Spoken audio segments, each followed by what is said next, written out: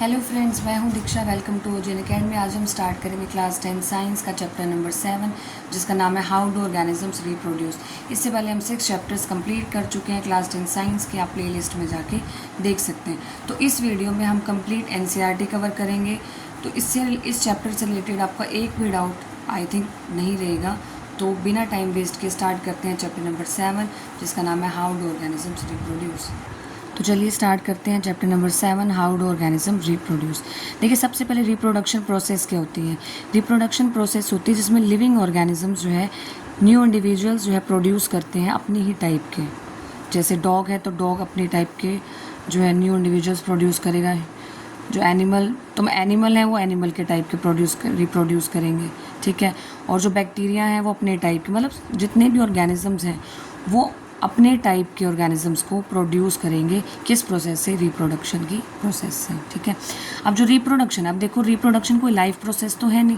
जैसे life processes अभी हम पढ़ के आए, जैसे रेस्पिरेशन है, न्यूट्रिशन है, एक्सक्रीशन है। अगर जैसे ये वाली प्रोसेस है, न्यूट्रिशन, रेस्पिरेशन, एक्सक्रीशन, इनमें से कोई भी प्रोसेस ना हो तो इंसान जो है वो अलाइव नहीं रह सकता। तो रिप्रोडक्शन जो होती है वो नेसेसरी तो होती नहीं मेंटेन करने के लिए लाइफ को, ठीक है। लेकिन फिर भी रिप्रोडक्शन क्यों ज़रूरी है? देखो, रिप्रोडक्शन प्रोसेस अगर छोटे लेवल पे देखी जाए ना हो तो कोई प्रॉब्लम नहीं है। एक इंसान रिप्रोड्यूस ना करे, 2 इंसान रिप्रोड्यूस ना करे तो कोई प्रॉब्लम नहीं। लेकिन अगर मान लीजिए सभी ने रिप्रोड्यूस करना बंद कर दिया तो ये जो हो जाएगा, रिस्क हो जाएगा कि कोई भी स्पीशी है वो ख़त्म हो जाएगी। तो इसलिए जो है रिप्रोडक्शन ज़रूरी है। तो वी नोटिस ऑर्गेनिजम्स। अब हम एनसीईआरटी ये लिखती है कि हम ऑर्गेनिजम्स को नोटिस क्यों करते हैं? क्योंकि वो रिप्रोड्यूस करते हैं। If there were to be only one, अगर कोई एक ही रह जाएगा, non reproducing member of a particular kind, it is doubtful that we would have noticed its existence. तो डाउटफुल हो जाएगा कि एग्जिस्टेंस आई कैसे। Thus reproducing organisms create new individuals that look very much themselves। तो जो reproducing organisms होते हैं ना, उनके जो नए इंडिविजुअल्स बनते हैं वो उन्हीं की तरह दिखते हैं। अब बात करेंगे जो एनसीईआरटी का सबसे डिफिकल्ट टॉपिक, और आज हम बिल्कुल आसान टर्म्स में करेंगे। Do organisms create exact copies of themselves? क्या ऑर्गेनिज्म एग्जैक्ट कॉपीज क्रिएट करते हैं अपनी? तो देखिए, रिप्रोडक्शन जो बेसिक लेवल पे होता है ना, उसमें क्या होता है, कॉपीज ऑफ, देखो डीएनए को क्या कहा गया एनसीईआरटी में? Blueprint of life. तो हमें पहले डीएनए की जो है ये सब समझना होगा। अब देखो, जो रिप्रोडक्शन होता है बेसिक लेवल पे, उसमें क्या स्टेप इन्वॉल्व होता है कि जो ब्लूप्रिंट होता है, यानी कि डीएनए को ही ब्लूप्रिंट बोला गया, और डीएनए यानी कि ब्लूप्रिंट की कॉपीज़ बनती हैं। ये याद रखना है, ब्लूप्रिंट की कॉपीज़ बनती हैं। और सबसे पहले हमें समझना है डीएनए क्या होता है। डीएनए को बोला गया एनसीईआरटी में ब्लूप्रिंट ऑफ लाइफ। ब्लूप्रिंट का मतलब होता है कि इसमें जो है इन्फॉर्मेशन होती है हमारे कैरेक्टर्स की, हमारी बॉडी के कैरेक्टर्स की, हमारी आंखों का रंग कैसा होगा, हमारी हाइट कैसी होगी, हमारा जो मतलब जितने भी बॉडी की कैरेक्टर्स की इन्फॉर्मेशन हो वो सब कहाँ होती है? डीएनए में, ठीक है। इसकी फुल फॉर्म होती है डीऑक्सीराइबोज न्यूक्लिक एसिड। अब देखिए डीएनए कैसा दिखता है, इस शेप का दिखता है डीएनए, ठीक है। और जो इसकी लेंथ होती है, डीएनए की जो लेंथ होती है वो कितनी होती है? 2.2 मीटर लेंथ होती है डीएनए की, ठीक है। अब डीएनए को बोला गया ब्लूप्रिंट। ब्लूप्रिंट का मतलब होता है जितनी भी इंफॉर्मेशन होगी जो हमारी बॉडी से रिलेटेड होती है वो किस में होती है? डीएनए में। अब सबसे पहले देखो, जो एनसीईआरटी का ये वाला टॉपिक है हम बहुत ईजी वे में समझेंगे कि इसमें क्या कहना चाह रहा है। अब देखिए, हम ऐसे समझेंगे। सबसे पहले ये पूरा सेल है, ठीक है, ये सेल है, ये सेल की बाउंड्री होगी, सेल मेम्ब्रेन होगी, ठीक है। सेल में होता है न्यूक्लियस, ये बाहर वाला साइटोप्लाज्म है, ये न्यूक्लियस है, ये वाला ये न्यूक्लियस है। अब इसके अंदर देखिए धागे जैसा, इस तरीके से ये धागे जैसा, ये क्या होता है? ये क्रोमैटिन होता है जिसे हम डीएनए बोलते हैं। ये क्या होता है? क्रोमैटिन होता है जिसे हम डीएनए बोलते हैं। ये धागे जैसा, ये क्या होता है? थ्रेड लाइक स्ट्रक्चर जो इस शेप में है, अगर इस तरीके से, इसे बोलते हैं क्रोमैटिन, जिसका नाम होता है डीएनए। अब हमें पता है कि सेल डिवाइड करता है, ये हम प्रीवियस क्लासेस में पढ़ के आए हैं। तो हमें पता है कि सेल जब डिवाइड करेगा, सेल जब डिवाइड करता है तो ये वाला जो क्रोमैटिन बोलो चाहे डीएनए बोलो एक ही बात है। मतलब जो डीएनए है वो इस शेप का हो तो क्रोमैटिन बोल देते हैं, और जब सेल डिवाइड करता है तो ये जो क्रोमैटिन है वो इस शेप में आ जाता है। तो जब डीएनए इस शेप का आ जाता है तो इसे बोलते हैं क्रोमोसोम्स। क्या बोलते हैं? क्रोमोसोम। अब जब सेल डिवाइड करेगा, ये सेल है, ये न्यूक्लियस है, और जब क्रोमैटिन इस शेप में आ जाएगा, सेल डिवाइड करने के बाद ये जो क्रोमैटिन डीएनए है, मतलब क्रोमैटिन बोलो चाहे डीएनए बोलो एक बात है, तो इस शेप में आ जाएगा, तो इसे बोलते हैं क्रोमोसोम्स, इसे बोलते हैं क्रोमोसोम। तो क्रोमैटिन और क्रोमोसोम्स सबसे पहले तो पता होना चाहिए होते क्या हैं। क्रोमैटिन जब सेल डिवाइड नहीं किया तो जो डीएनए है वो इस शेप में है, तो उसे बोल देते हैं क्रोमैटिन। जब सेल डिवाइड कर जाता है तब जो डीएनए है वो इस शेप में आ जाए तो बोल देते हैं क्रोमोसोम्स। ठीक है, अब समझ में आ गया होगा। अब देखिए हर एक सेल में, अभी हमने एक सेल की बात की थी, तो हर एक सेल में क्या होते हैं, ये इस तरह के जो क्रोमोसोम्स होते हैं वो 23 पेयर होते हैं, मतलब 46 क्रोमोसोम्स होते हैं। तो जो क्रोमोसोम्स होते हैं न्यूक्लियस में ऑफ अ सेल कंटेन, अब जो क्रोमोसोम्स है हमें पता है डीएनए में क्या होती है, इन्फॉर्मेशन होती है for inheritance of features from parents to next generation in the form of DNA molecules. अब जो डीएनए होता है सेल न्यूक्लियस में वो क्या होता है, इन्फॉर्मेशन सोर्स होता है फॉर मेकिंग प्रोटीन्स, बहुत इंपॉर्टेंट है। अभी जो डीएनए होता है हमने क्या कहा, इसमें क्या होती है, इन्फॉर्मेशन सोर्स। ठीक है, और यही क्या करता है, प्रोटीन फॉर्मेशन का सोर्स होता है। अब if the information is change, अगर इन्फॉर्मेशन चेंज हो जाती है बाय चांस, तो जो प्रोटीन्स हैं वो भी अलग अलग टाइप के बनेंगे, उनमें भी क्या आ जाएगी, वेरिएशन आ जाएगी, जिसकी वजह से बॉडी डिज़ाइन में क्या आ जाएगा, फ़र्क आ जाएगा। अब देखिए, अब मेन चीज़ आएगी कि डीएनए कॉपी की बात, जो एनसीईआरटी बताती है इतना डिफ़िकल्ट फॉर्म में, हम बिल्कुल आसान फॉर्म में समझेंगे यहाँ पे। अब देखो बेसिक इवेंट होती है एक रिप्रोडक्शन में, जिसे बोलते हैं डीएनए कॉपी की क्रिएशन होना। ठीक है, अब क्या होती है, डीएनए कॉपी की क्रिएशन होना। बहुत ईजी वे में जो है मैं आपको समझाऊंगी यहाँ पे, जो कि एनसीईआरटी में बहुत डिफ़िकल्ट वे में बताया हुआ है। अब देखिए सबसे पहले होता क्या है, जो सेल होते हैं, सेल के बारे में मैंने बताया, सेल है जिसमें सेल मेम्ब्रेन भी है, न्यूक्लियस है, साइटोप्लाज्म है। ठीक है, और देखो सेल में क्या होता है, जैसे ये सेल है, ये सेल मेम्ब्रेन हो गई, अंदर क्या होता है, सारा साइटोप्लाज्म जैसा फ्लूइड होता है। ठीक है, इसमें ये न्यूक्लियस होता है, न्यूक्लियस में इस शेप में क्या होता है, क्रोमोसोम्स होते हैं, जैसे हम डीएनए बोलो चाहे क्रोमोसोम्स बोलो एक ही बात है। अब सेल में गोल्जी बॉडी भी होता है, 9th क्लास में हमने पढ़ा है ना सेल वाले चैप्टर में, कि इसमें गोल्जी बॉडी भी होता है। ठीक है, माइटोकॉन्ड्रिया भी होता है, ईआर भी होता है। ठीक है, और ईआर भी होता है, माइटोकॉन्ड्रिया भी होता है। तो सेल में ये सारी चीज़ें होती हैं। अब होता क्या है, सेल में कुछ केमिकल्स होते हैं। ठीक है, अब ये केमिकल क्या करते हैं, केमिकल रिएक्शन करते हैं, जिसकी वजह से ये जो डीएनए होता है इसकी कॉपी बनती है, ये एक डीएनए है। ठीक है, तो सेल में एक ऐसी प्रोसेस होती है जिसका नाम होता है डीएनए कॉपिंग। ठीक है, या डीएनए रेप्लिका बोलते हैं। डीएनए कॉपिंग में क्या होता है, ये जो एक डीएनए है ना वो अपने आप की एक कॉपी बना लेगा इस तरीके की। अब सिर्फ और सिर्फ डीएनए की कॉपी नहीं बनेगी, नाम तो इस प्रोसेस का डीएनए कॉपिंग है, लेकिन हर एक जो चीज़ है, जैसे एक गोल्जी बॉडी है तो 2 गोल्जी बॉडी बन जाएंगी, एक माइटोकॉन्ड्रिया है तो 2 माइटोकॉन्ड्रिया बन जाएंगी, एक ईआर है तो 2 ईआर बन जाएंगे। ठीक है, तो इस तरीके से ये जो सेल है केमिकल रिएक्शन करके ये क्या बना लेता है, कॉपी बना लेता है। ये क्या बना लेता है, कॉपी बना लेता है। कैसे बनती है, केमिकल रिएक्शंस होती हैं, सेल क्या करता है, केमिकल रिएक्शंस करता है और अपनी कॉपी बना लेता है। तो इस तरीके से देखिए ये बन गई कॉपी। अब उसके बाद हुआ क्या, अब सेल डिवाइड करेगा। अब प्रोसेस पहले क्या हुई थी, डीएनए कॉपिंग प्रोसेस हुई थी, अब सेल डिवीज़न प्रोसेस होएगी, जिसमें ये जो सेल है, अब देखिए हर चीज़ की क्या बन गई, कॉपी बन गई, 2 डीएनए बन गए। इसी तरीके से जितने भी एलिमेंट्स थे ना, जितने भी सेल ऑर्गेनल्स थे वो 2-2 बन गए, ईआर बन गए 2, ये देखिए 2 ईआर बन गए, 2 माइटोकॉन्ड्रिया बन गए, 2 गोल्जी बॉडी बन गई। अब जब सेल डिवीज़न प्रोसेस होगी, अब ये एक सेल जो है अपने एलिमेंट्स लेके अलग हो जाएगा, दूसरा सेल अपने एलिमेंट्स लेके अलग हो जाएगा। अब इसके पास एक डीएनए, एक ईआर, एक गोल्जी बॉडी, एक माइटोकॉन्ड्रिया, इस तरीके से इस सेल के पास में। तो इस तरीके से होती है डीएनए कॉपिंग, इस प्रोसेस को बोला जाता है। तो डीएनए जो कॉपिंग होती है ये this is accompanied by creation of additional cellular apparatus. इसका मतलब जितने भी सेलुलर एपरेटस हैं वो भी क्या होंगे, कॉपी होंगे, और and then the DNA copies separate हो जाएंगी सेल डिवीज़न प्रोसेस से। हर कोई जो अपने सेलुलर एपरेटस के साथ अलग हो जाएगा।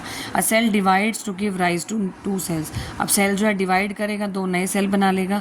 The process of copying the DNA will have some variation. अब देखिए जो डीएनए की जो कॉपिंग होती है ना, ऐसे नहीं होता ये सेम चीज़ बनेगी, हमेशा कुछ ना कुछ, जब भी डीएनए कॉपिंग की प्रोसेस होती है तो एरर्स होते हैं। और ये एरर्स ऐसे नहीं कि एरर हमेशा बुरे होते हैं, यहाँ पे एरर्स अच्छे भी होते हैं। ठीक है, हम बात करेंगे वेरिएशन वाले टॉपिक में।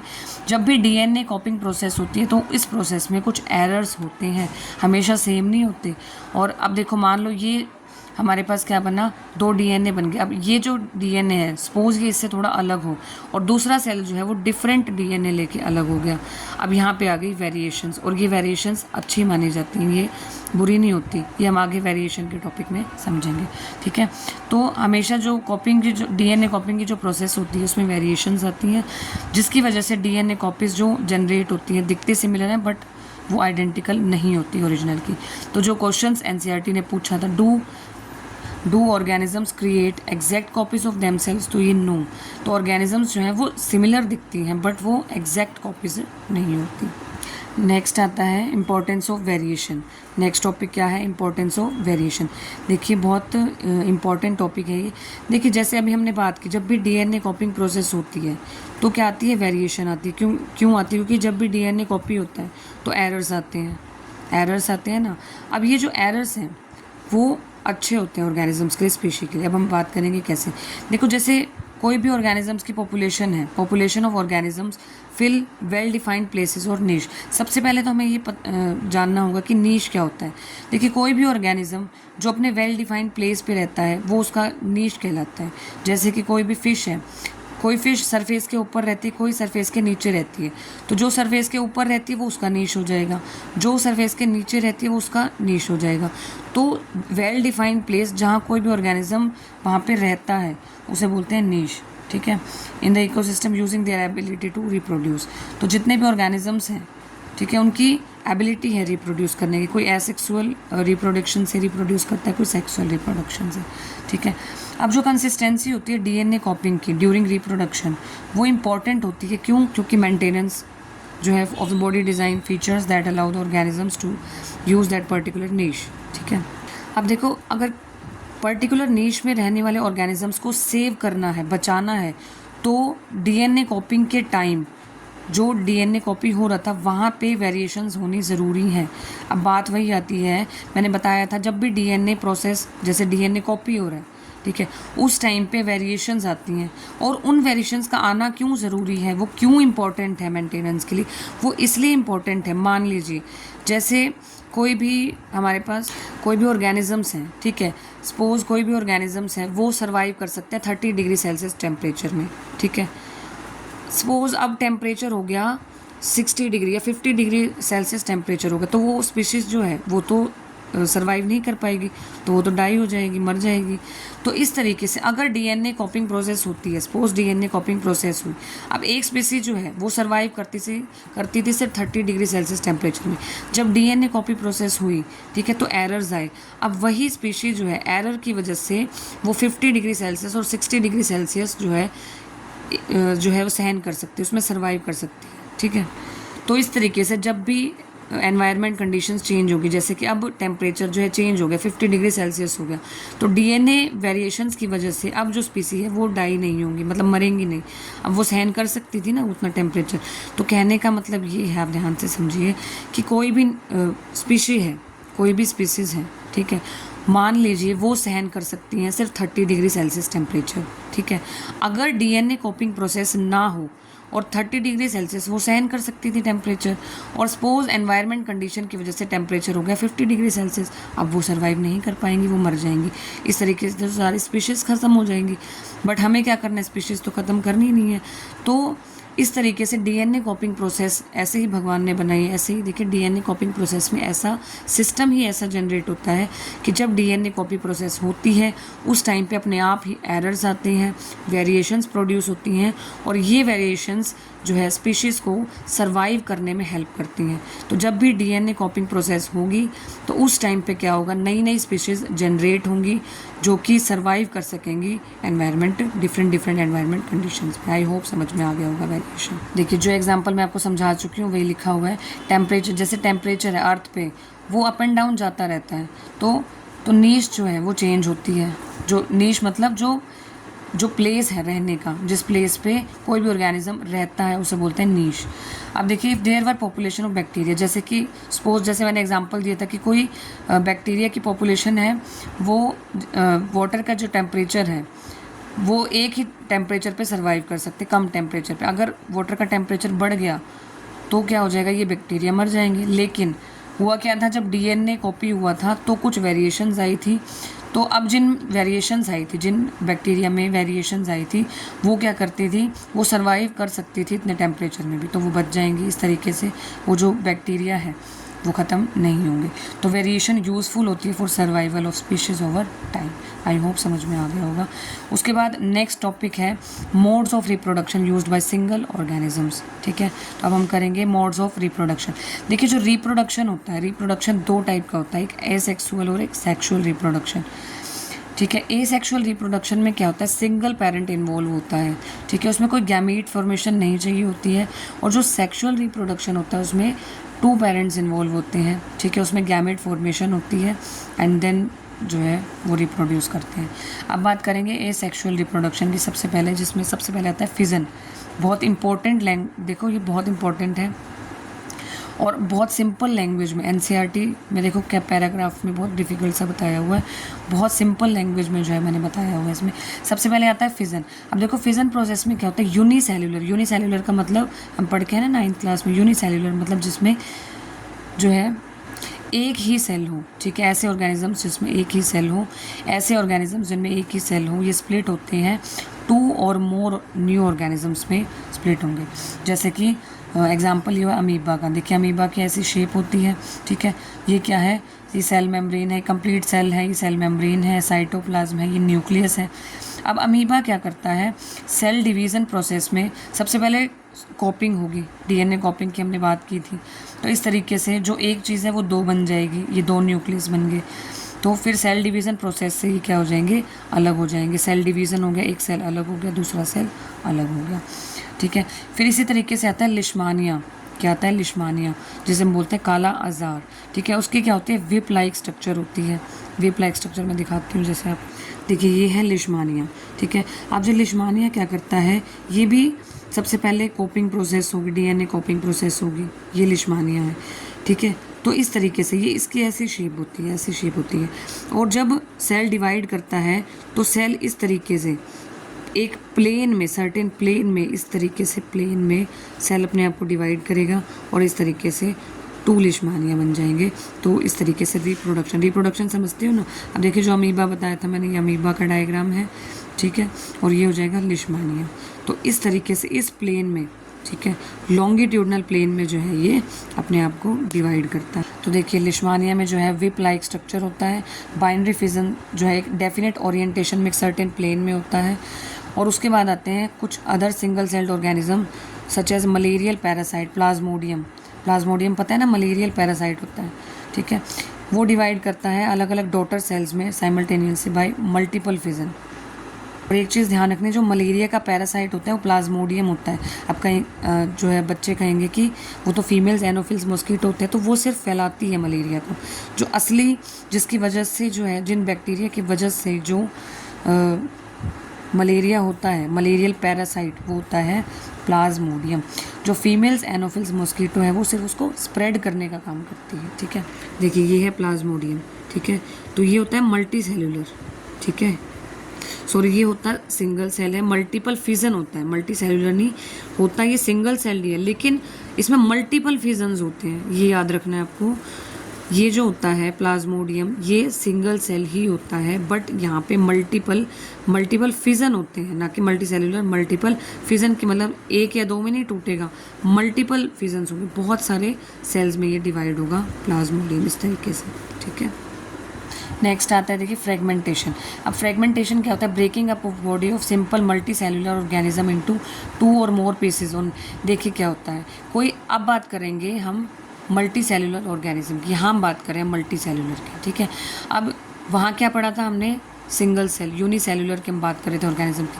अब मल्टी सेल्यूलर ऑर्गेनिजम्स क्या करेगा, उसका जो है ब्रेकअप होगा, मतलब breaking up of body of simple multi cellular organisms. मतलब जो मल्टी सेल्यूलर ऑर्गेनिजम्स है वो टूटेगा किस में, 2 या 2 से ज़्यादा पीसेज में, जब कोई भी ऑर्गेनिज्म मैच्योर हो जाएगा। ठीक है, समझ रहे हो ना, मैच्योर हो जाएगा मतलब कि बड़ा हो जाएगा, each of which grows to form a complete new organisms. तो अब क्या होगा, वो मैच्योर होने के बाद मल्टी सेल्यूलर ऑर्गेनिज्म जब मैच्योर हो जाएगा तो वो अपने आप को तोड़ लेगा 2 या 2 से ज़्यादा पीसेज में। इसे हम बोलते हैं फ्रेगमेंटेशन। फ्रेगमेंटेशन का मतलब होता है टूटना, मल्टी सेलुलर ऑर्गेनिजम्स का टूटना 2 या 2 से ज़्यादा पीसेज में। लेकिन कब टूटेंगे? जब पेरेंट ऑर्गेनिज्म जो है मैच्योर हो जाएगा, ठीक है।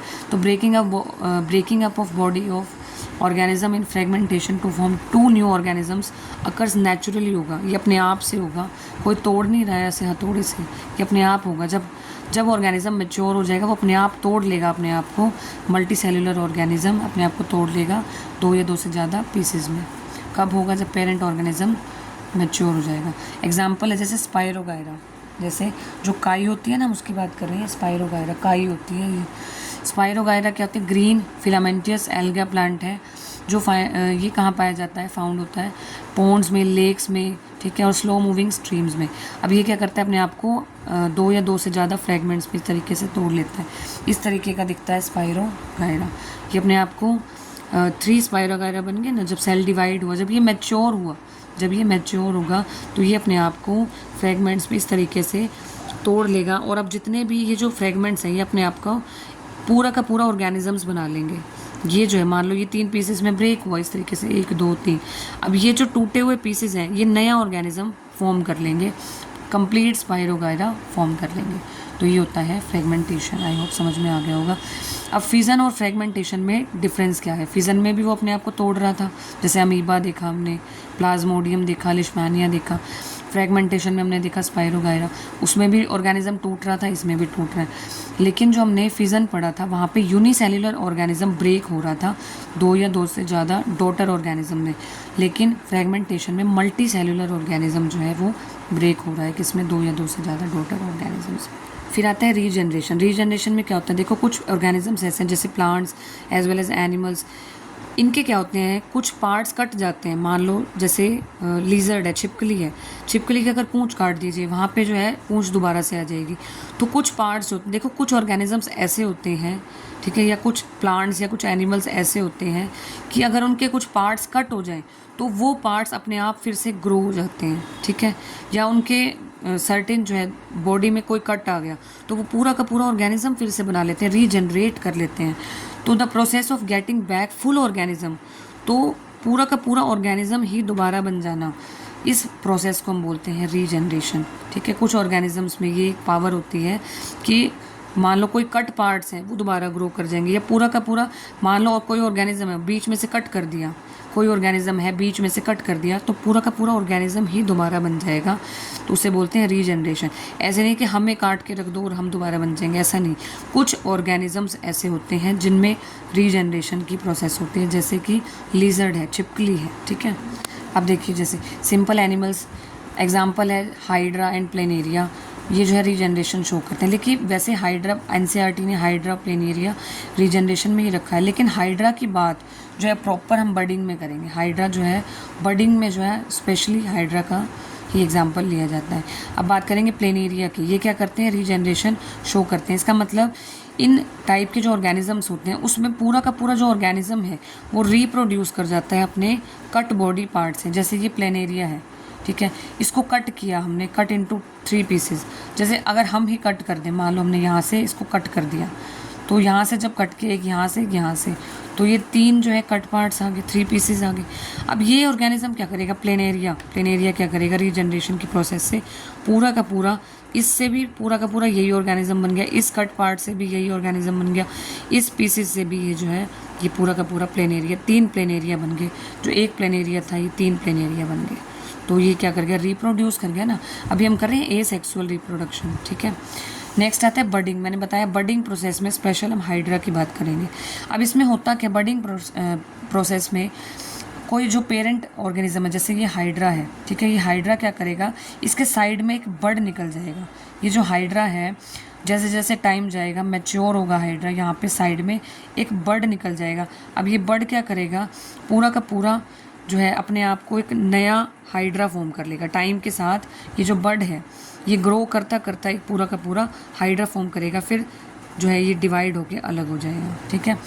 तो बडिंग में जो है small part of parent organism grows out as bud. तो ये जो पेरेंट ऑर्गेनिज्म है सबसे पहले एक बड निकलेगा यहाँ से, फिर क्या होगा? ये बड जो है ये ग्रो कर जाएगा, फिर उसके बाद ये जो है सेपरेट हो जाएगा। और एक नया ऑर्गेनिज्म, एक नया हाइड्रा बन जाएगा। इस तरीके से रिप्रोड्यूस करता है। Hydra reproduce by process of budding. तो हाइड्रा में क्या होता है, in hydra bud develops an outgrowth due to repeated cell division at. अब एक स्पेसिफिक साइट पे ही ये निकलेगा, ऐसे नहीं कि कहीं भी, एक स्पेसिफिक साइट पे ही ये जो है बर्ड डेवलप होगा।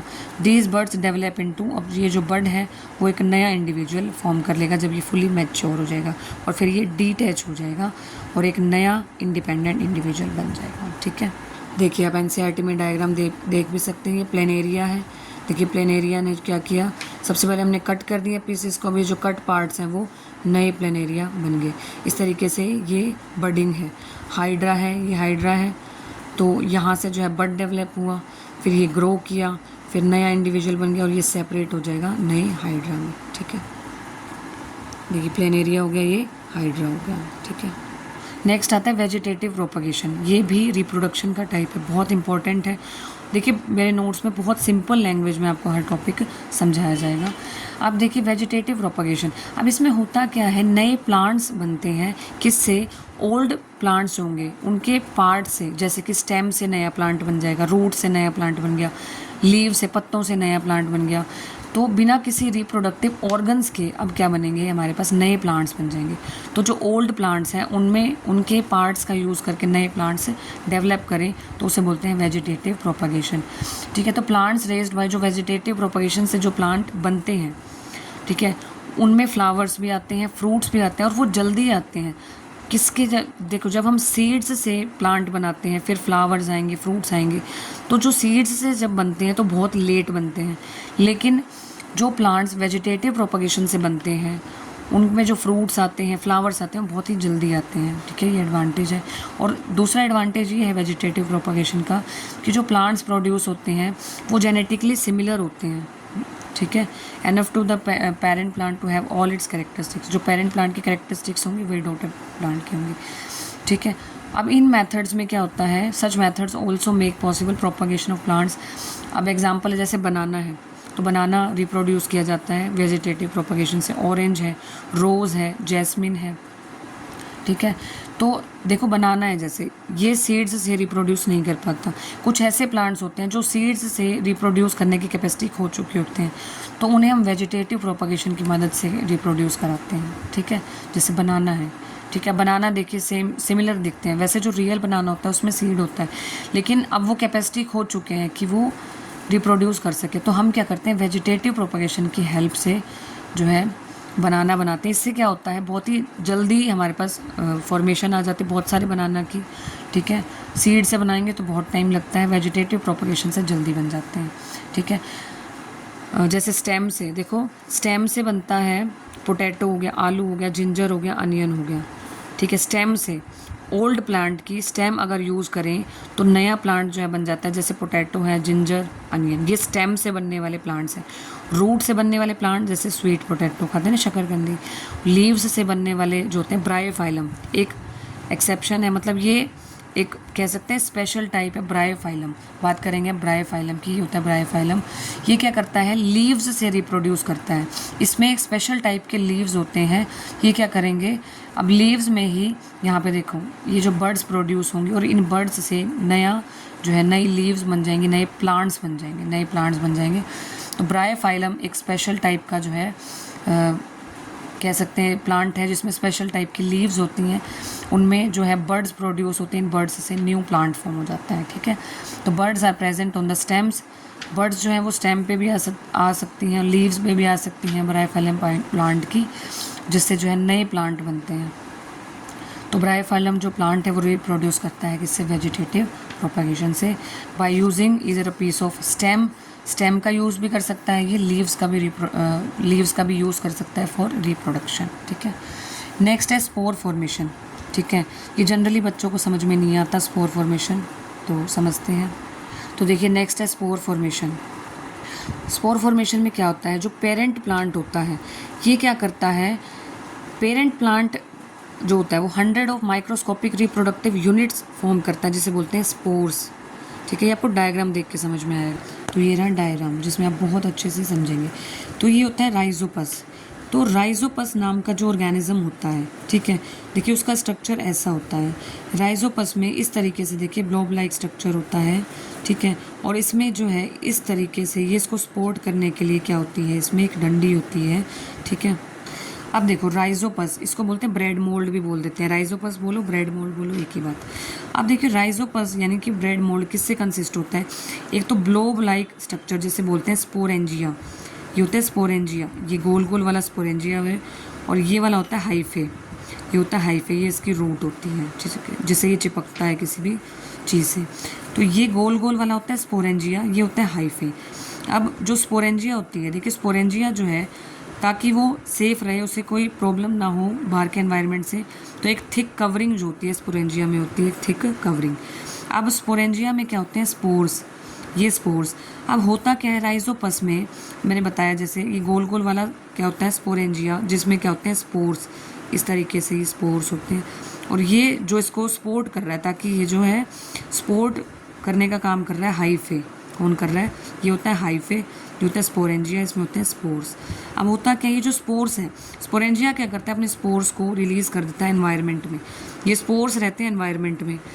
अब एनवायरनमेंट में होते हैं स्पोर्स। अब जब भी इन स्पोर्स को ऐसी कंडीशन मिले कि ह्यूमिडिटी मिले इन्हें, ठीक है, पानी मिल जाए, ठीक है, ह्यूमिडिटी मिल गई, गर्मी मिल गई, तो ये स्पोर्स क्या करते हैं, जैसे ब्रेड है, हम कहते हैं ना ब्रेड अगर ज़्यादा टाइम तक बाहर पड़े रहे और मॉइस्चर का टाइम गर्मी हो, ठीक है, तो उस पर क्या आ जाती है, फंगस आ जाती है, तो वो फंगस होती है राइजोपस। तो राइजोपस क्या करता है, अपने स्पोर्स को एनवायरनमेंट में बिखेर के रखता है। ये स्पोर्स जब इन्हें ह्यूमिडिटी वाली कंडीशन मिल गई, जैसे ब्रेड मिल गया, अब ब्रेड में क्या मिल गई इन्हें, ह्यूमिडिटी वाली कंडीशन मिल गई, न्यूट्रिशन इन्हें ब्रेड से मिल रहा है, तब ये क्या करेंगे, जो राइजोपस है वहाँ पे रिप्रोड्यूस करके अपने जैसे multiple Rhizopus, multiple bread mould organism वहाँ पे बना लेंगे, और वहाँ पे एक फंगस जैसा हमें दिखेगा, समझ गए, ये होता है स्पोर फॉर्मेशन। अब देखिए नोट से अब आपको समझ में आएगा। तो स्पोर फॉर्मेशन में क्या होता है, पेरेंट प्लांट्स प्रोड्यूस करता है स्पोर्स, जैसे कि हमने देखा, और जब ये स्पोर केस जो है प्लांट का बर्स्ट करता है, स्पोर्स फॉर्म होते हैं, एयर में चले जाते हैं। अब जब ये एयर में है हमारे पास स्पोर्स, ये क्या करेंगे, फूड आइटम्स में लैंड करेंगे, और जब इन्हें फेवरेबल कंडीशंस मिलेंगी, फेवरेबल कंडीशन जैसे मॉइस्चर मिलेगा, न्यूट्रिशन मिलेगा वहाँ से, तो ये जर्मिनेट कर जाएंगे और नए प्लांट्स, नए राइजोपस प्रोड्यूस करेंगे। देखिए जैसे मोस्ट ऑफ फंजाइल जैसे राइजोपस है, म्यूकर है, ठीक है, बैक्टीरिया है, नॉन फ्लावरिंग प्लांट्स हैं जैसे फर्न्स, मॉसेस, ये रिप्रोड्यूस करते हैं स्पोर फॉर्मेशन की मेथड से। तो कॉमन है हमारा ब्रेड मोल्ड, कॉमन है हमारा ब्रेड मोल्ड, जैसे राइजोपस फंजाई, ये रिप्रोड्यूस करता है किस मेथड से, स्पोर फॉर्मेशन की मेथड से रिप्रोड्यूस करता है। अब इसमें जो टाइनी स्पोर्स होते हैं ब्रेड मोल्ड के, ठीक है, फंगस प्लांट्स के, ये क्या होते हैं, एयर में प्रेजेंट होते हैं, मैंने बताया। ये अब देखिए ये स्पोरेंजियम है, गोल गोल वाला स्पोरेंजियम है, ये क्या होता है, ये जो स्टेम होती है ये हाइफे होते हैं, स्पोर्स एयर में प्रेजेंट होते हैं। तो जब इनको फेवरेबल कंडीशंस मिलेंगी, ये फूड आइटम्स में लैंड करते हैं, ये बता रखा है सारा, नोब लाइक स्ट्रक्चर ऐसे स्पोरेंजिया मिलते हैं, इसमें स्पोर्स होते हैं। जब इन्हें ये फूड आइटम पे जो है लैंड कर जाएंगे, फेवरेबल आइटम मिलने के बाद ये क्या करेंगे, रिप्रोड्यूस करेंगे, नए प्लांट्स उस पर फॉर्म करेंगे, जैसे कि ब्रेड है, ठीक है। आई होप स्पोर फॉर्मेशन जो आपको समझ में आ गया होगा, रिप्रोडक्शन बाय स्पोर फॉर्मेशन आपको समझ में आ गया होगा। अब देखिए बात करेंगे सेक्सुअल रिप्रोडक्शन की। अब देखिए जो सेक्सुअल रिप्रोडक्शन है, ठीक है, this mode of reproduction depends on involvement. अब यहाँ पे 2 पेरेंट्स इन्वॉल्व होंगे। अभी तक हम कर रहे थे ए सेक्शुअल रिप्रोडक्शन, जहाँ पे सिंगल पेरेंट इन्वॉल्व था उसमें, और कोई गैमेट फॉर्मेशन नहीं हो रहा था। गैमेट की अब हम यहाँ बात करेंगे, आपको समझ में आ जाएगा। सेक्शुअल रिप्रोडक्शन जहाँ पे 2 पेरेंट्स इन्वॉल्व होंगे, ठीक है।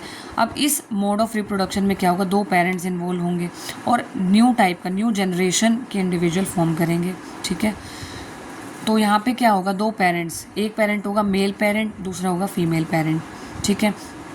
सबसे पहले 2 पेरेंट इन्वॉल्व हुए, उसके बाद होगा दोनों पेरेंट्स में गैमीट फॉर्मेशन, ठीक है। गैमीट फॉर्मेशन का मतलब ये, देखिए ह्यूमन बींग्स में क्या होता है, जो देखिए सर्टेन टाइप के जो एनिमल्स होते हैं उनमें क्या होता है, गैमीट फॉर्मेशन होती है, ठीक है। जो एनिमल्स होते हैं सर्टेन टाइप के, उनमें क्या होता है, गैमीट फॉर्मेशन होती है। मतलब जो मेल्स हैं वो क्या प्रोड्यूस करते हैं, स्पर्म प्रोड्यूस करते हैं, और जो फीमेल्स हैं वो प्रोड्यूस करती हैं एग या ओवम, ठीक है। इन्हें बोलते हैं गैमीट्स। तो जहाँ भी हम बात करेंगे, स्पर्म की बात करेंगे, एग ओवम की बात करेंगे, तो वो होते हैं गैमीट्स। क्या होते हैं, गैमीट्स वर्ड हम यूज़ करेंगे। तो जब भी हमें बात करनी है स्पर्म एग ओवम की, तो हम बात करेंगे गैमेट्स। मेल गैमेट्स होते हैं स्पर्म, फीमेल गैमेट्स होते हैं एग और ओवम। तो जब भी फर्टिलाइजेशन होता है, यानी कि जो स्पर्म है वो एग ओवम से जब मिलेगा तो फर्टिलाइजेशन हो जाएगा।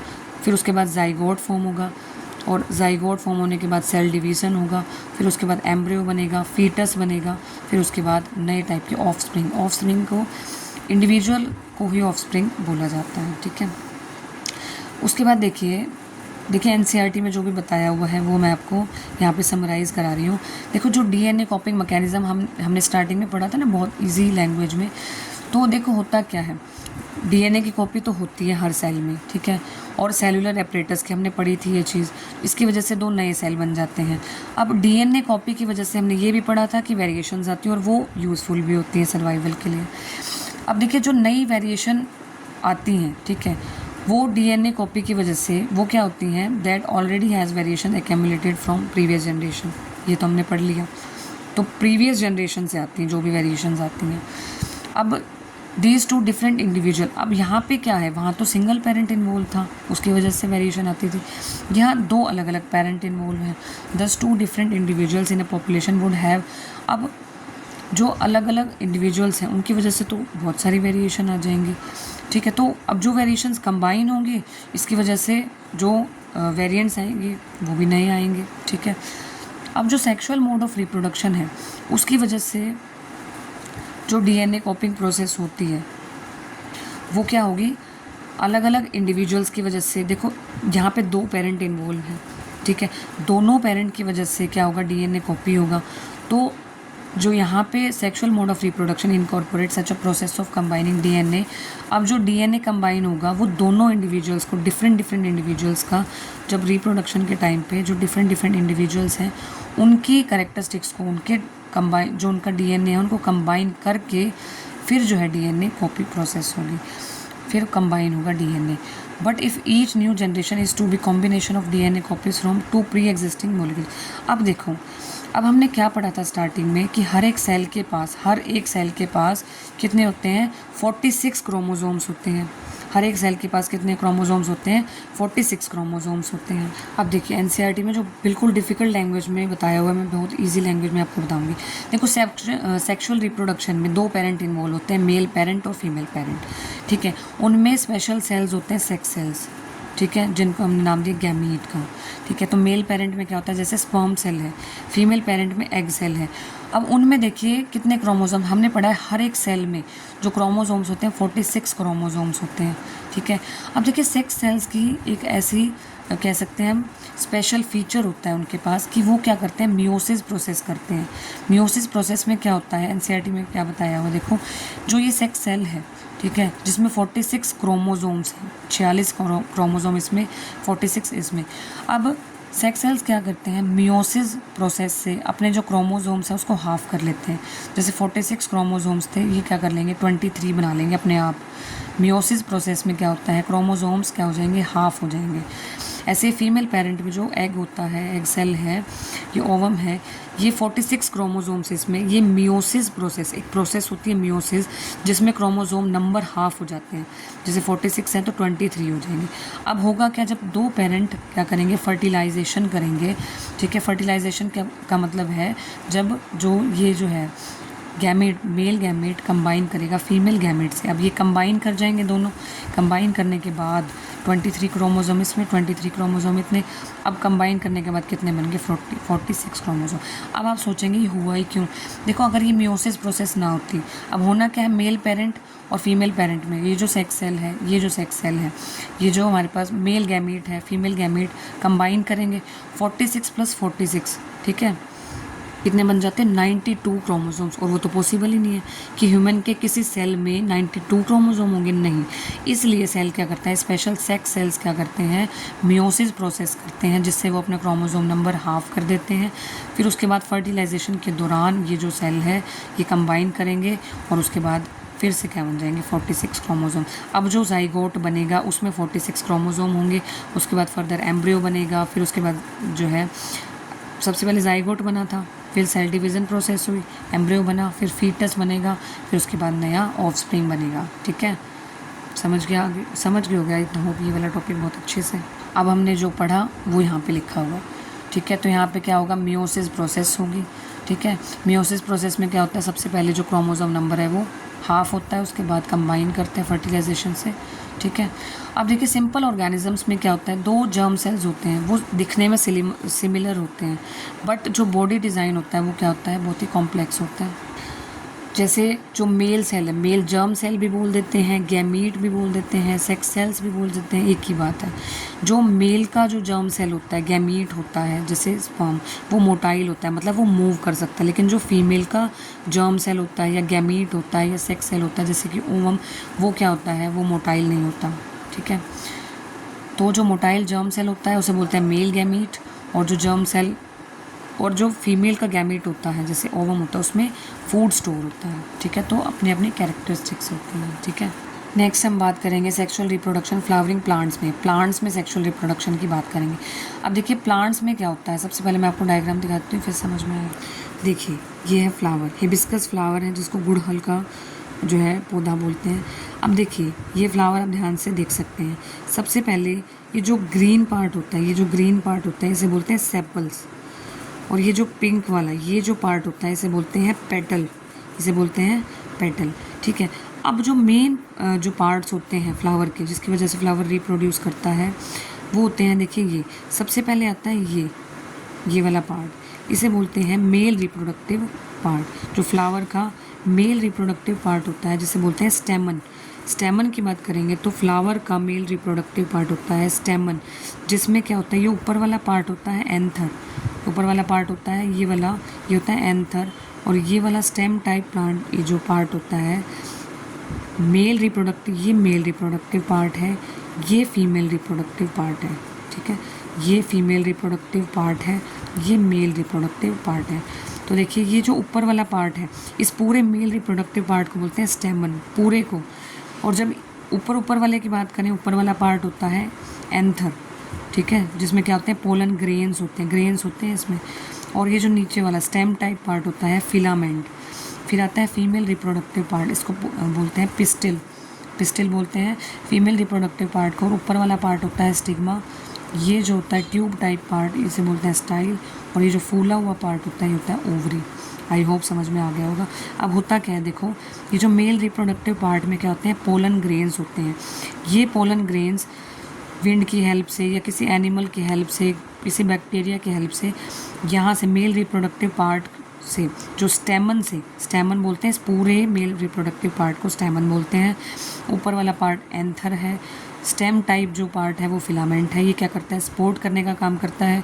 और एंथर में पोलन ग्रेन्स होते हैं। ये पोलन ग्रेन्स हवा की मदद से या किसी एनिमल की मदद से, ये जो पोलन ग्रेन्स हैं ये कहाँ चले जाएंगे, ये फीमेल रिप्रोडक्टिव पार्ट में जो है, जो कि पिस्टिल होता है, उसके स्टिग्मा पे जो है वो हवा से चलेगा सपोज, तो हवा से किसी एनिमल की हेल्प से वो सबसे पहले स्टिग्मा पे पहुंचेंगे। अब फिर जो है यहाँ पे स्टिग्मा क्या होता है, थोड़ा सा स्टिकी सा होता है, वो क्या करता है, इसको चिपका लेता है। अब यहाँ पे क्या होगा, स्टाइल जो है ये ट्यूब क्या करेगी, इस पोलन ग्रेन को एक रास्ता प्रोवाइड करेगी ताकि ओवरी तक पहुँच जाए। अब ओवरी किससे कंसिस्ट होती है, ओवरी दिखाती हूँ मैं आपको। देखिए ये है ओवरी का डायग्राम, ठीक है। ये फीमेल रिप्रोडक्टिव पार्ट का डायग्राम है, जिसमें क्या है, ये स्टिग्मा, ये स्टाइल, ये है ओवरी। ध्यान से देखिए ये क्या है, ओवरी। अब ये जो बार वाला पार्ट है, देखिए कंप्लीट ओवरी में क्या है, ये वाला जो पार्ट है ये क्या होता है, ओव्यूल। ये क्या होता है, ये पार्ट होता है ओव्यूल, बाहर वाला ओवरी, ये ओव्यूल। और इसमें क्या होते हैं, इसमें होते हैं फीमेल जर्म सेल्स, इसमें क्या होते हैं, फीमेल जर्म सेल्स।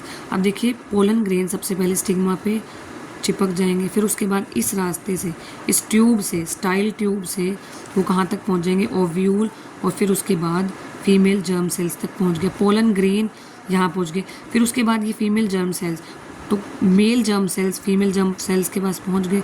अब होगा क्या, ये फर्टिलाइज़ कर जाएंगे, फिर फर्टिलाइज़ करने के बाद जाइगोट फॉर्म होगा, फिर एम्ब्रियो फॉर्म होगा, फिर क्या बनेगा, फीटस। अब देखिए लास्ट में क्या होगा, ये जो ओवरी है वो फ्रूट बन जाएगी, और ये जो ओव्यूल है वो सीड बन जाएगा। ओव्यूल क्या बन जाएगा, सीड बन जाएगा, ठीक है। ओव्यूल क्या बन जाएगा, सीड बन जाएगा।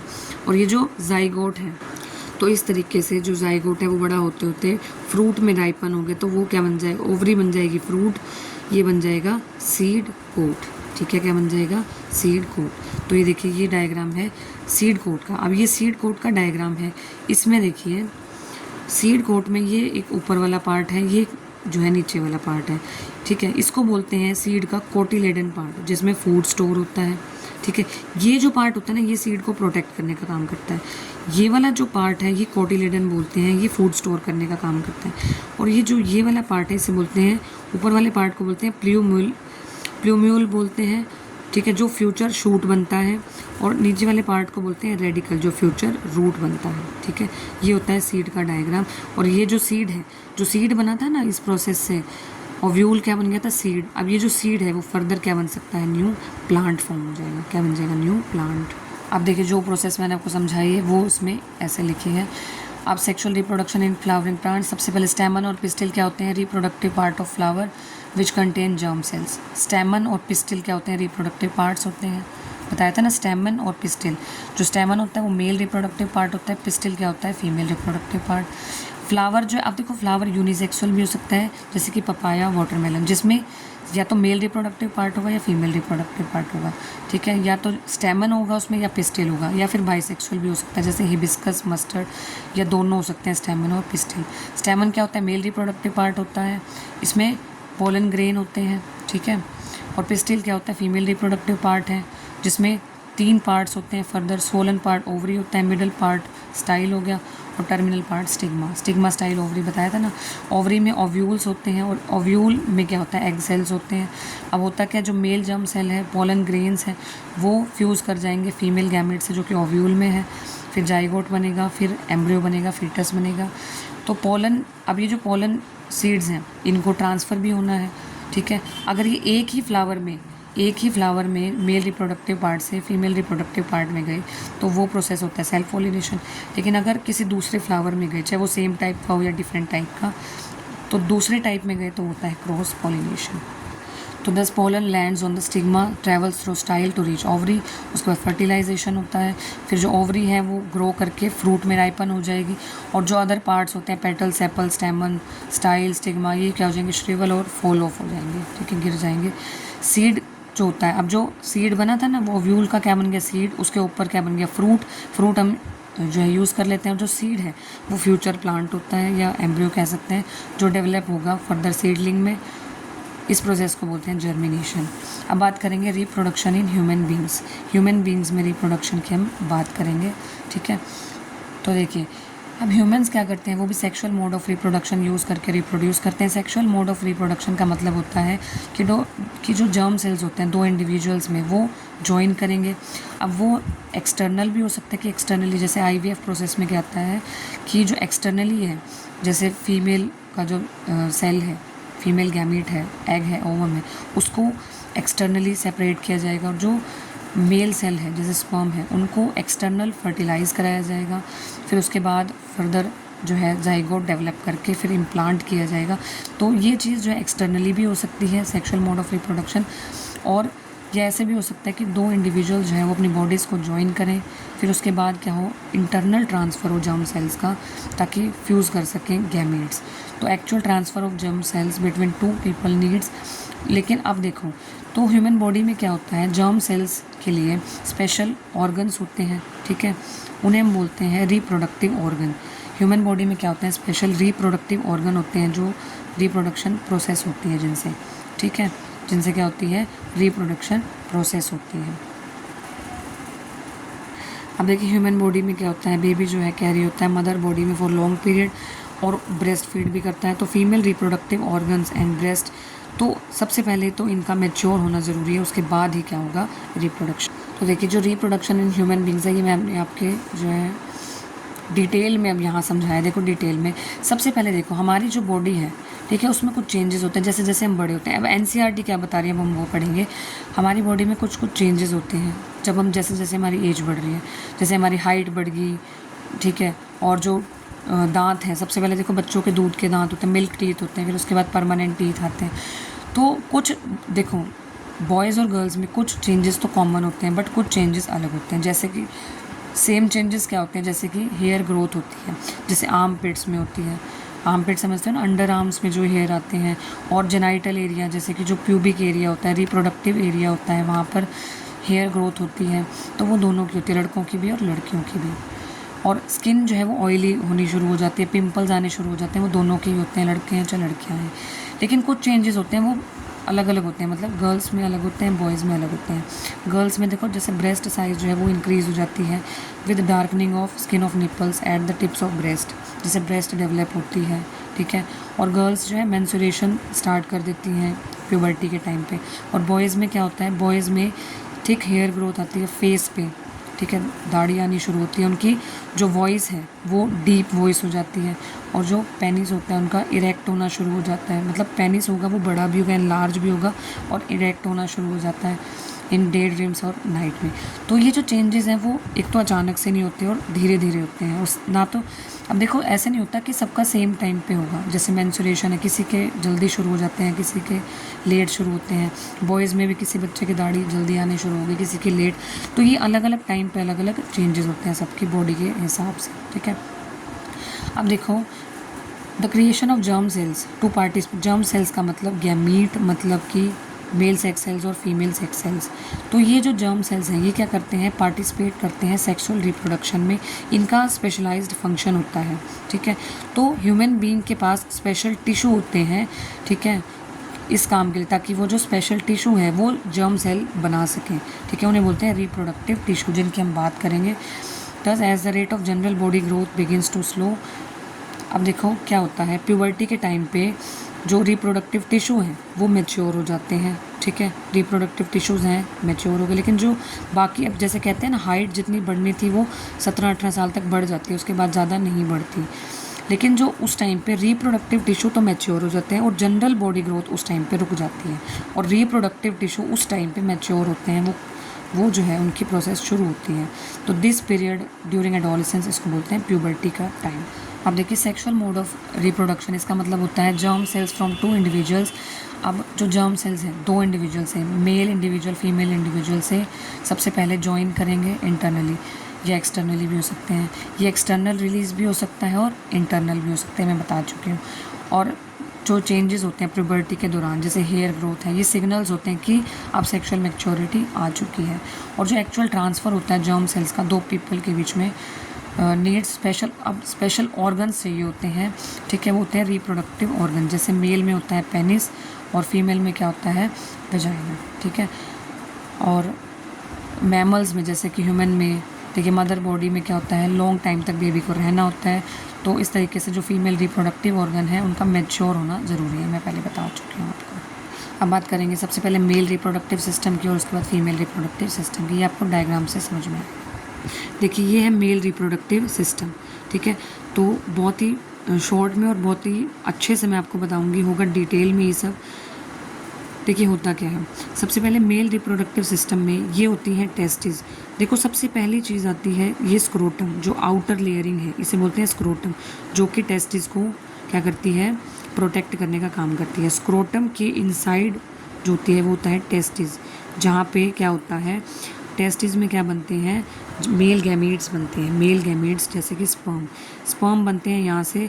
उसके बाद ये ट्यूब होती है, इस ट्यूब को बोलते हैं वास डिफरेंस। ये सिर्फ एक ट्यूब है जो स्पर्म को यहाँ से कैरी करती है यहाँ तक, ठीक है। उसके बाद ये होता है ब्लैडर, ठीक है। यहाँ पे कुछ ग्लैंड्स होती हैं जिसे बोलते हैं सेमिनल वेसिकल, ठीक है, सेमिनल वेसिकल होती है ये ग्लैंड। और प्रोस्टेट ग्लैंड है, ये तो जस्ट ब्लैडर है, ठीक है। ये प्रोस्टेट ग्लैंड है, ये सेमिनल वेसिकल ग्लैंड है। ये क्या करती हैं, ये सिक्रेशंस प्रोड्यूस करती हैं। जैसे स्पर्म यहाँ से निकला, ये ट्रैवल करके यहाँ पहुँच गया, तो स्पर्म को जो है फ्लूइड प्रोवाइड करने का काम करती हैं सेमिनल वेसिकल और प्रोस्टेट ग्लैंड। क्या करती हैं, फ्लूइड प्रोवाइड करती हैं। जब ये स्पर्म सेल फ्लूइड सेल के कांटेक्ट में आ जाता है तो बोलते हैं सीमेन, बोलते हैं ना सीमेन सैंपल। इसमें डिफरेंस यही होता है, स्पर्म तो यहाँ से चला, जब वो लिक्विड्स के कांटेक्ट में आ जाता है जो कि रिलीज़ किया सेमिनल वेसिकल ने, प्रोस्टेट ग्लैंड ने, तो लिक्विड के साथ जब मिल जाता है तो उसे बोलते हैं सीमेन, ठीक है। अब ये सीमेन ट्रैवल करेगा। अब ये कॉमन पाथ है किसका, यूरिन का भी। तो ये क्या है, यूरेथ्रा। अब स्पर्म सेल यानी कि सीमेन जो है वो यहाँ यूरेथ्रा तक आ गया, इसे बोलते हैं पेनिस, इस पूरे पार्ट को बोलते हैं पेनिस। तो यहाँ पे आ गया सीमेन सैंपल, कहाँ गया, यूरेथ्रा में। ये कॉमन पार्ट है किसका, यूरिन का भी और सीमेन का भी, समझ गए। तो ये होता है complete human male reproductive system.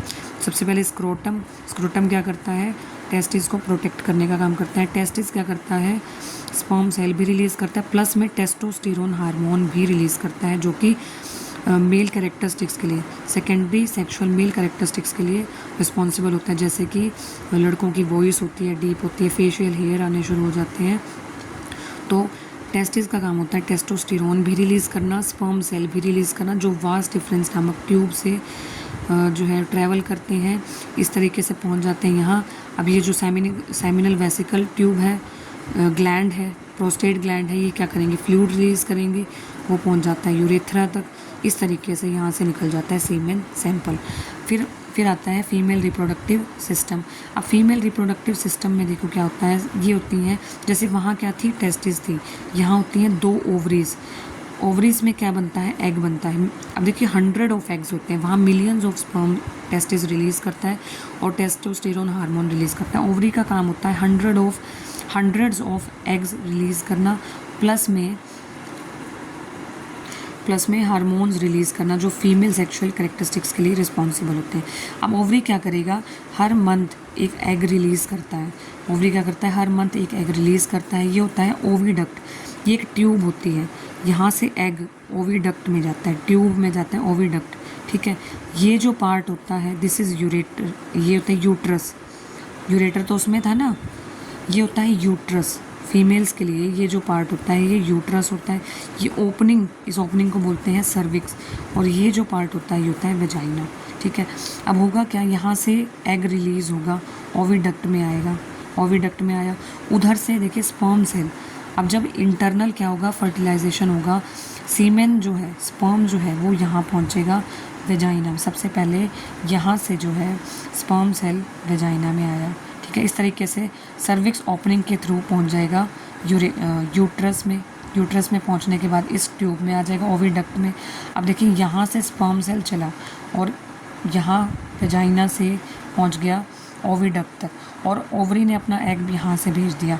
अब यहाँ से एग गया, यहाँ से आ गया स्पर्म, ये हो जाएगा फर्टिलाइजेशन। अब जब एग और स्पर्म सेल फर्टिलाइज कर जाएंगे तो क्या होगा, यहाँ पे जाइगोट बनेगा। जाइगोट क्या होता है, फिर उसके बाद जाइगोट बनने के बाद वो फर्दर डिवाइड करता है, एम्ब्रियो बनता है, एम्ब्रियो बनने के बाद फीटस बनता है, और इस तरीके से फीटस जो है, अब देखिए एनसीईआरटी में बहुत डिफ़िकल्ट लैंग्वेज में बताया, मैं आपको बताती हूँ। देखो, जब भी यहाँ एम्ब्रियो बन गया, एम्ब्रियो यहाँ पे यूट्रस की वॉल से चिपक जाता है, एम्ब्रियो जो है यहाँ चिपक जाता है, और यूट्रस की जो वॉल्स होती हैं यहाँ पे होती हैं विलाए। यहाँ क्या होते हैं, विलाए क्या करती हैं, ब्लड सेल्स से जुड़ी हुई होती हैं, वो क्या करती हैं, सारा जो न्यूट्रिशन देने का काम करती हैं एम्ब्रियो को। तो विलाए, ये विलाए होती है, एम्ब्रियो यहाँ चिपक जाएगा। देखो जो एम्ब्रियो बनता है ना, एम्ब्रियो यहाँ आके चिपक जाएगा, ये एम्ब्रियो है। यूट्रस की जो वॉल्स होती हैं विलाए, वो क्या होते हैं, ब्लड वेसल से जुड़ी हुई होती हैं। तो ब्लड वेसल से जितना ऑक्सीजन है, ठीक है, जो न्यूट्रिशन है, फूड है, वो एम्ब्रियो को प्रोवाइड करती हैं। इस तरीके से जो एम्ब्रियो है वो यूट्रस में जो है वो अपने आप को ग्रो करता रहेगा, बड़ा होता रहेगा, और फीटस यहाँ के बन जाएगा, फीटस बन जाएगा। और यूट्रस में देखो ऊपर डिस्क शेप में एक वॉल होती है, ये डिस्क शेप में वॉल होती है। ये डिस्क शेप में वॉल क्या करती है, तो यूट्रस में एक डिस्क शेप की वॉल होती है, जिसे बोलते हैं प्लेसेंटा, जिसे बोलते हैं प्लेसेंटा। प्लेसेंटा क्या काम करता है, प्लेसेंटा क्या करता है, ब्लड वेसल से जितना भी न्यूट्रिशन है वो एम्ब्रियो को प्रोवाइड करता है। यूट्रस में देखिए, गर्ल्स के जो यूट्रस में क्या होता है, एक डिस्क शेप में क्या होता है, एक स्पेशल टिश्यू होता है, एक डिस्क शेप में स्पेशल टिश्यू होता है, जो मदर के ब्लड से जितना भी न्यूट्रिशन है, फूड है, वो प्रोवाइड करता है एम्ब्रियो को। विलाए और डिस्क शेप में जो स्पेशल टिश्यू है, प्लेसेंटा बोलते हैं, वो क्या करता है, एम्ब्रियो को न्यूट्रिशन प्रोवाइड करता है। एम्ब्रियो इस तरीके से यूट्रस में बड़ा हो जाता है, ऑफस्प्रिंग बन जाता है, फीटस बन जाता है, फिर ऑफस्प्रिंग बन जाता है। उसके बाद वेजाइना से जो है वो बाहर आ जाता है चाइल्ड के रूप में, फिर होता है चाइल्ड बर्थ, ठीक है। अब देखिए जो भी मैंने समझाया वो नोट्स में लिखा हुआ है। मेल रिप्रोडक्टिव सिस्टम में सबसे पहले क्या होता है, जर्म सेल्स और स्पर्म्स जो बनते हैं टेस्टिस में। स्क्रोटम क्या करता है, आउटर बाउंड्री होते हैं जो प्रोटेक्ट करता है टेस्टिस को। टेस्टिस क्या करते हैं, स्पर्म सेल्स बनाते हैं।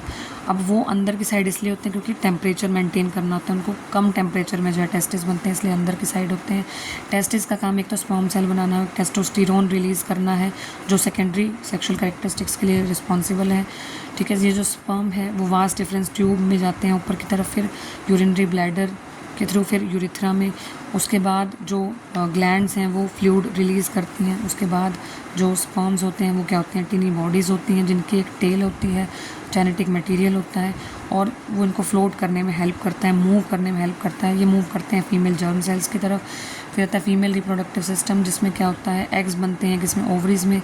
ठीक है, और ओवरी क्या करते हैं, एग बनाने का काम भी करते हैं और हार्मोन्स बनाने का काम भी करती हैं। जब प्यूबर्टी हो जाती है उस टाइम पे जो एग्स हैं मैच्योर होने शुरू होते हैं, और हर महीने एक एग जो है वो ओवरी तक पहुंचता है, ट्यूब तक जाता है। ठीक है, अब ये जो एग है ये कहाँ जाता है, ओवरी टू द वॉर्म through the oviduct fallopian tube. उसके बाद ये जो ओविडक्ट है यूनाइट हो जाती है यूट्रस में, दिखाया था ना, जैसे देखिए यूट्रस में ये ओविडक्ट ट्यूब है, ये यूट्रस में यूनाइट हो जाती है, मिल जाती हैं।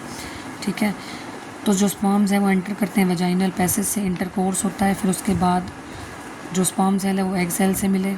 ठीक है, किस में, ओविडक्ट में। फिर फर्टिलाइज जो एग है वो डिवाइड करना शुरू करता है, एम्ब्रियो बना लेता है, जाइगोट बना, एम्ब्रियो बना। अब ये एम्ब्रियो इम्प्लांट होगा यूट्रस में, इम्प्लांट मतलब चिपक जाता है यूट्रस की वॉल से, वहीं ये ग्रो होता रहेगा, फीटस बन जाएगा। अब यूट्रस अपने आप को प्रिपेयर भी करता है ताकि वो नर्चर कर सके एम्ब्रियो को। कैसे करता है, इसकी जो लाइनिंग है वो थिक हो जाएगी। ठीक है, ताकि जो एम्ब्रियो है वो वहाँ ग्रो कर सके। न्यूट्रिशन कहाँ से मिलता है एम्ब्रियो को, मदर के ब्लड से। और एक स्पेशल टिश्यू होता है, डिस्क टाइप टिश्यू, जो कि प्लेसेंटा है। प्लेसेंटा टिश्यू ऐसा टिश्यू है जो यूट्रस में एम्ब्रियो था उसको न्यूट्रिशन प्रोवाइड करने का काम करता है, और उसकी हेल्प करती हैं विलाई। ठीक है, और उसके बाद जो डेवलपिंग एम्ब्रियो है वो क्या करेगा, वेस्ट सब्सटेंस भी तो जो है वो निकालता है, वो भी प्लेसेंटा वो मदर के ब्लड में छोड़ देगा और वो जो है बाहर निकल जाएगा इस तरीके से। अब जो डेवलपमेंट होती है चाइल्ड की मदर की बॉडी में 9 मंथ तक होती है, उसके बाद चाइल्ड बॉर्न हो जाता है, किससे, रिदमेटिक कॉन्ट्रैक्शन से। ठीक है, इन द यूट्रस। तो ये हो गया हमारा मेल रिप्रोडक्टिव सिस्टम और फीमेल रिप्रोडक्टिव सिस्टम और फर्टिलाइजेशन। उसके बाद लास्ट टॉपिक है इस चैप्टर का, व्हाट हैपन्स व्हेन एग। एक तो फर्टिलाइज अगर नहीं हुआ, जो एग ओवरी रिलीज़ कर रही थी हर मंथ, ठीक है, अगर वो एग जो है वो फर्टिलाइज ही ना हुआ तो क्या होगा, देखो जब एग फर्टिलाइज नहीं होगा, ठीक है, तो ये क्या होगा, ये 1 दिन तक ही वहाँ रहेगा। तो अब ओवरी क्या कर रही थी, हर एक महीने में एक एग रिलीज़ करती है। अब यूट्रस क्या करता है, अपनी वॉल को प्रिपेयर करके रखता है कि हर महीने एक एग आएगा और उसको फर्टिलाइज होना है, और वो क्या करता है, यूट्रस अपनी वॉल्स को थिक करके रखता है और स्पॉन्जी करके रखता है। अब क्या हुआ कि फर्टिलाइजेशन ही नहीं हुआ, तो यूट्रस की जो वॉल्स है वो ब्रेक हो जाएंगी, ठीक है, ब्रेक डाउन हो जाएंगी। तो ये जब ब्रेक होंगी तो ये ब्लड की फॉर्म में वजाइना से जो है वो बाहर निकलेंगी। ये जो साइकिल होती है इसे बोलते हैं मेंस्ट्रुएशन, और ये हर मंथ होती है गर्ल्स में, ठीक है। यूजुअली जो है ये 2 से 8 दिन, किसी को 2 दिन, 4 दिन, 8 दिन तक ये प्रोसेस हो सकती है, ठीक है। उसके बाद है रिप्रोडक्टिव हेल्थ, लास्ट टॉपिक है ये। अब देखिए जो सेक्सुअल एक्ट होता है वो इंटीमेट कनेक्शन होता है बॉडीज़ का, ठीक है, इंटीमेट होते हैं इसमें 2 इंडिविजुअल। अब यहाँ पे अगर वो इंटीमेट हो रहे हैं तो डिजीज़ भी क्या करेंगे, सेक्सुअली ट्रांसमिट हो सकती हैं, ठीक है। तो दीज इंक्लूड, इसमें बैक्टीरियल इन्फेक्शन होते हैं जैसे गोनोरिया और साइफिल्स, और वायरल इन्फेक्शन भी जो है वो ट्रांसमिट हो सकते हैं जैसे वार्ड्स और HIV एड्स। अब अगर कवरिंग यूज़ कर ली जाए तो डिजीज़ ट्रांसमिट नहीं होंगी, जैसे कि कॉन्डम है, इसमें गैमेट्स ट्रांसफॉर्मेशन भी रुकता है और डिजीज़ भी जो है यहाँ पे कम ट्रांसमिट होती हैं, और जैसे पेनिस के लिए कॉन्डम होता है, ठीक है। तो इसकी वजह से क्या होगा, ट्रांसमिशन जो ट्रांसफ़र हो रहे थे सेक्स सेल्स वो वहाँ तक नहीं पहुँच पाएंगे, फीमेल जर्म सेल्स। अब यहाँ पे जो कुछ अदर वेज भी होते हैं ताकि प्रेगनेंसी अवॉइड कर सके, जैसे कि जो देखो इनमें क्या होता है कि जो एग है, जो स्पर्म है, वो एग तक पहुंच ही ना पाए, ठीक है, ऐसे भी मेथड्स होते हैं। तो उसके लिए कॉन्डम्स यूज़ करे जाते हैं, पेनिस पर मतलब फीमेल्स के लिए भी स्पेशल आते हैं, ठीक है। और जो नेक्स्ट कैटेगरी है कि कॉन्ट्रासेप्टिव पिल्स होती हैं, ठीक है, वो क्या करते हैं, देखिए फीमेल्स क्या यूज़ करती हैं कॉन्ट्रासेप्टिव पिल्स अगर उनको प्रेगनेंसी अवॉइड करनी है। तो उससे क्या होगा, जो हार्मोनल बैलेंस है, जो फीमेल बॉडी का हार्मोनल बैलेंस है वो चेंज हो जाता है, जिसकी वजह से एग्स जो हैं वो प्रॉपर रिलीज़ नहीं होते और फर्टिलाइजेशन नहीं होगा। तो फीमेल्स को अगर प्रेगनेंसी अवॉइड करनी है तो एक तो मेथड था, या तो जो मेल है वो कॉन्डम यूज़ करें, स्पेशल कॉन्डम फीमेल्स के लिए भी आते हैं, या तो कॉन्ट्रासेप्टिव मेथड पिल्स का यूज़ करें, ठीक है, उससे भी जो प्रेगनेंसी है वो रुक जाती है। उसमें क्या होता है, कॉन्ट्रासेप्टिव पिल से केमिकल्स की हेल्प से जो एग है वो रिलीज़ नहीं होते, हार्मोनल इम्बैलेंस होता है, ठीक है, और जो फर्टिलाइजेशन है वो नहीं होगा। या दूसरे जो कॉन्ट्रासेप्टिव डिवाइसेस हैं जैसे कॉपर टी। अब होता क्या है, फीमेल्स के यूट्रस में कॉपर टी नाम का जो इंस्ट्रूमेंट है फिट कर दिया जाता है जिससे प्रेगनेंसी ना हो। या फिर जो वास्ट डिफरेंस है, देखिए जैसे ये फीमेल्स की वास्ट डिफरेंस को कट कर दें, या मेल्स के वास्ट डिफरेंस को कट कर दें और फीमेल्स की फलोपियन ट्यूब को यहाँ से कट लगा दें, तो क्या होगा, यहाँ से स्पर्म जो है पहुँचेगा ही नहीं। स्पर्म जो है यहाँ से जहाँ तक नहीं पहुँचा, फिर उसके बाद फीमेल तक नहीं पहुँचेगा, सिर्फ यहीं रह जाएगा। या फिर फीमेल की फलोपियन ट्यूब को कट कर दें तो एग जो है रिलीज़ होकर यहीं रह जाएगा, वो यूट्रस तक आएगा ही नहीं। तो एक ये मेथड होता है, ठीक है। वास्ट डिफरेंस, मेल में वास्ट डिफरेंस को ब्लॉक कर दें, कट कर दें, या फीमेल में फैलोपियन ट्यूब को कट कर दें जिससे फर्टिलाइजेशन नहीं होगा। सर्जिकल मेथड्स की वजह की हेल्प से जो है ब्लॉक्स प्रोवाइड किए जाते हैं, ठीक है, लेकिन इनसे इन्फेक्शन भी हो सकते हैं। अब देखिए लास्ट एनसीईआरटी में बताया हुआ कि हेल्दी सोसाइटी के लिए जो मेल फीमेल सेक्स रेशियो है उसको मेंटेन करना बहुत ज़रूरी है, ठीक है। Because of reckless female foeticide child sex ratio जो है वो डिक्लाइन कर रहा है, ठीक है। तो फीमेल और मेल सेक्स रेशियो जो है मेंटेन करना बहुत ज़रूरी है। तो इसी के साथ आपका जो चैप्टर है हाउ डू ऑर्गेनिज्म रिप्रोड्यूस, ये आई होप आपको समझ में आ गया होगा, ये कंप्लीट हो गया। बहुत ही इजी लैंग्वेज में मैंने आपको यहाँ समझाने की कोशिश किया। आई होप आपको ये आज का लेक्चर पसंद आया होगा। पसंद आया तो लाइक शेयर सब्सक्राइब करें चैनल को OGN अकेडमी। मिलते हैं नेक्स्ट वीडियो में नेक्स्ट चैप्टर के साथ। Bye bye.